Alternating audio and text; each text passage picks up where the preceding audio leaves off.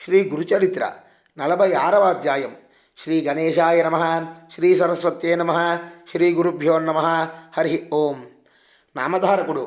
స్వామి, శ్రీగురుని వద్ద మరొక కవిశేఖరుడు ఉండేవాడంటారు కదా, అతడెవరు? అతడు శ్రీగురునికి భక్తుడు ఎలా అయ్యాడో, ఆయన్ను ఎలా సేవించాడో దయచేసి వివరించండి అన్నాడు. అందుకు సిద్ధయోగి ఇలా చెప్పారు. శ్రీగురుని అనుగ్రహంతో అద్భుతమైన కవితాశక్తిని పొందిన నందిశర్మ కీర్తి ఎంతగానో విస్తరించింది. అతడు వ్రాసిన కవితలు ఎన్నో ప్రాంతాల్లోని భక్తులు ప్రీతితో పాడుకుంటూ ఉండేవారు. ఆ రీతిన శ్రీగురుని మహత్యం మరింతగా వెల్లడై ఎందరెందరో భక్తులు వారి దర్శనానికి రాసాగారు. గానగాపురం సమీపంలోనే హిప్పగిరి అనే గ్రామం ఉన్నది.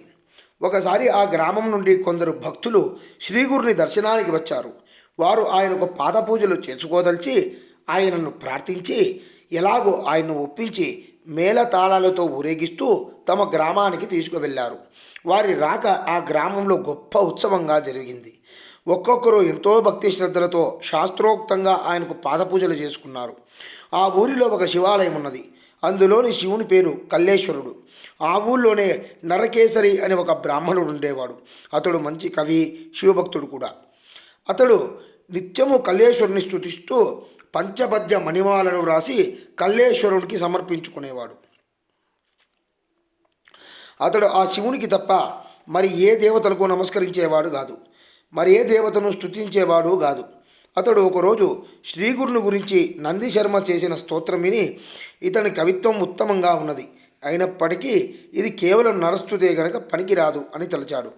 శ్రీగురుడు ఆ గ్రామంలో భిక్ష చేసిన రోజున కొందరు బ్రాహ్మణులు ఆ కవి వద్దకు వెళ్ళి, కవిచంద్ర, మీ పద్యాలు ఎంతో మనోహరంగా ఉంటాయి. శ్రీ నృసింహ సరస్వతి యతివరేణ్యులకు కవిత్వం అంటే ఎంతో ప్రీతి కనుక వారిని స్తుతిస్తూ మాకు 4 పద్యాలు రాసిస్తే అవి వారి చెంత చదివి వారి అనుగ్రహం పొందుతాము అని కోరారు.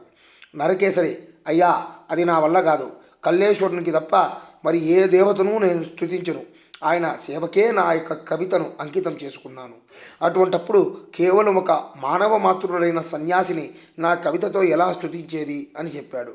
తర్వాత అతడు కల్లేశ్వరుడిని పూజించుకోవడానికి ఆలయానికి వెళ్ళాడు. అదేమి చిత్రమో కానీ ఆ రోజు అతడు పూజ ప్రారంభించిన దగ్గర నుండి అతనికి బాగా నిద్ర తూగసాగింది. అతడు ఎంత ఆపుకుందామని ప్రయత్నం చేసినా ఆగక చివరకు పూజ మధ్యలో కునుకు పట్టింది. ఆ కునుకులోనే ఒక చిత్రమైన కల కూడా వచ్చింది. కలలో కూడా అతడు ఆలయంలో పూజ చేస్తున్నాడు. అతని ఎదుట మాత్రం ఎప్పుడూ కనిపించే కల్లేశ్వరలింగం అప్పుడు కనిపించలేదు. ఆ స్థానంలో శ్రీగురుడు కూర్చొని ఉన్నాడు. ఆయన నవ్వుతూ, నీవు కల్లేశ్వరుని తప్ప మరెవ్వరిని నీ కవితతో స్తుతించవు కదా, మానవ మాతృలమైన మమ్ము ఈనాడు పూజిస్తున్నావేమి అన్నారు. నరకేసరి త్రుళ్ళిపడి వెంటనే నిద్ర మేలుకున్నాడు. మరలా పూజ ప్రారంభించిన కొద్దిసేపట్లో కునుకు పట్టింది. శ్రీగురుడు మళ్ళీ స్వప్న దర్శనమిచ్చి, మేము కల్లేశ్వరుడు వేరు కాదు అన్నారు. ఆ కళలోనే అతడు పూజ పూర్తి చేసి 5 పద్యాలతో స్తుతించాడు. ఈసారి నరకేసరి మేలుకుని తనకొచ్చిన కళను స్మరించుకొని, అయ్యో, నేను ఇంతవరకు పొరబడ్డానే. ఈ నరసింహ సరస్వతి యతివరేణ్యులు సాక్షాత్తు పరమేశ్వరుడే గాని ఇంతవరకు నేను తలచినట్లు మానవ మాత్రులు కారు. కేవలం భక్తులను ఉద్ధరించడానికే భగవంతుడు ఇలా అవతరించాడు. ఈ శ్రీగురుడు ఆ త్రిమూర్తుల స్వరూపమే కాకుంటే ఈనాడు పూజలో నాకు దర్శనమిచ్చి నా సందేహానికి సమాధానం ఎలా ఇవ్వగలరు అని నిశ్చయించుకున్నారు. వెంటనే బయలుదేరి అడుగడుగునా సాష్టాంగ నమస్కారం చేసుకుంటూ శ్రీగురుని దర్శనానికి వెళ్ళాడు. ఆ సన్నిధి చేరగానే అతడు నమస్కరించి చేతులు కట్టుకుని స్వామిని తన కవితతో ఇలా స్తుతించాడు. అనంత సచ్చిదానంద స్వరూపులైన మీరు సాక్షాత్తు ఆ కల్లేశ్వరుడే. అది తెలియక నేను ఇంతవరకు మిమ్మల్ని స్తుతించనైనా లేదు. చిరకాలం కఠోర తపస్సులు చేసిన యోగులకు కూడా మీ సాక్షాత్కారం లభించదు. కల్లేశ్వరుని కృప వలన నాకు ఈనాడు మీరు దర్శనము అనుగ్రహించారు. ఈ దుఃఖ సాగరంలో మునిగి దారి తెన్ను కనిపించగా బాధపడుతున్న భక్తులను రక్షించడానికే మీరు ఇలా అవతరించారు. ఇక ఈ లోకంలో మీ పాదాలను ఆశ్రయించగా ఇతర మార్గాల కోసం వెతుకులాడటం వ్యర్థమే అని స్తుతించాడు. స్వామి నవ్వి, ఏమయ్యా, ఇంతవరకు మేము కేవలం మానవ మాత్రులమని మమ్మల్ని ప్రజలు ఇలా పూజించడం తగదని ఆక్షేపిస్తుంటివే. ఆ ఆక్షేపణలు ఏమయ్యాయి? ఇంతలో నీ మనసు ఇలా ఎందుకు మారింది అని అడిగారు. నరకేసరి నమస్కరించి, స్వామి, నేను అజ్ఞానమనే చీకటిలో పడి ఉన్నప్పటికీ మీరు నా పాలిట జ్యోతి స్వరూపులై నాకు కనువిప్పి కనిపించారు. నాకు కనువిప్పు కలిగించారు.